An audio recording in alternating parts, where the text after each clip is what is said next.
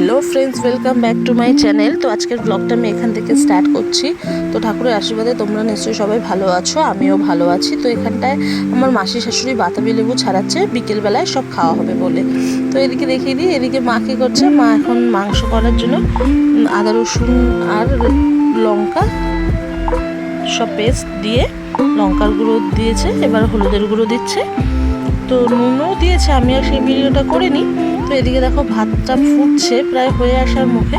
তো এদিকে মা মশলাটাকে ভালো করে নাড়িয়ে দিচ্ছে। তো আমার শাশুড়ি মা কিন্তু মশলা কিছুটা কষিয়ে তারপরে মাংসটা দেয়, যাতে মাংস ভেঙে না যায়। তো এদিকে এবার মশলা কষানো কিছুটা হয়ে এসছে বলে মাংসগুলো দিয়ে ভালো করে কষাচ্ছে।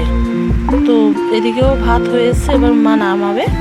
তো দেখো, তোমাদের সঙ্গে কথা বলতে মাংসটাও কষা হয়ে এসছে, তাই না? তো আমার ভিডিও যদি তোমাদের ভালো লাগে অবশ্যই কিন্তু লাইক করতে ভুলো না, কমেন্টস আর সাবস্ক্রাইব করে দিও, আর শেয়ারও করে দিও। যারা নতুন বন্ধু তারা কিন্তু অবশ্যই আমার চ্যানেলটাকে সাবস্ক্রাইব করে দিও। শুধু ভিডিও দেখে চলে যেও না, তারা কিন্তু হবে না, সঙ্গে চ্যানেলটাকেও সাবস্ক্রাইব করতে হবে। তো দেখো এদিকে কষা হয়ে এসেছিলো বলে শাশুড়ি মা মাংসের জল দিয়ে দিয়েছে, মাংসটা ফুটছে। তো আমি এই মায়ের সঙ্গে গল্প করছিলাম আর ভিডিও করছিলাম।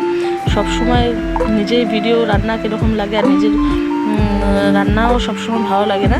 তো আমাদের বাড়িতে আবার সবাই কী বলতো, মিলেমিশে রান্না করি, যে যখন টাইম পাই সে তখন করি। তো মা এখন মাংসের মধ্যে দিয়ে দিলেন গরম মশলা। আমার অ্যাকচুয়ালি কাছ থেকেও আসতে দেরি হয়ে গেছিলো। তো দুপুরে খাওয়া দাওয়ার পর মাসি এখন মাখছে হলো বাতাবি লেবু, তার জন্য নিয়ে নিয়েছে চিনি, নুন, কাঁচা লঙ্কা আর লঙ্কার গুঁড়ো। তো এখন ভালো করে লঙ্কাটাকে ফাটিয়ে ভালো করে কিন্তু এই নুন, চিনি আর লঙ্কার গুঁড়োর সঙ্গে না মাখবে, তাহলে মাখলে খুব সুবিধা হয়। ভালো দেখেছো তো কীভাবে মাখছে। তো মাখার পর তারপরে কিন্তু বাতাবি লেবুতে মেশাবে। আর দেখেই তো কেমন একটা লোভ লোভ লাগছে না, যেরকমভাবে মাখাচ্ছে। তারপরে যখন বাতাবি লেবুতে দেবে, আর এর মধ্যে যদি একটুখানি তোমার লেবুর পাতা হতো না, তাহলে কিন্তু গন্ধরাজ লেবুর পাতা হলে আরও দারুণ খেতে লাগতো। আমরা ছোটোবেলায় খেতাম, দেখতাম তো, কিন্তু এখানে তো আর লেবুর পাতা পাইনি। তো দেখো মাসি এবার মাখছে। ও আমার তো জিভ থেকে জল পড়ে যাচ্ছে দেখেই। এত টেস্ট হয়েছিল কি বলবো, বেশ ঝাল ঝালও হয়েছিল, দারুণ টেস্ট হয়েছিল। তা আমার মতন অনেকেই নিশ্চয়ই ভিডিওটা দেখে জিভের জল সামলাতে পারছে না।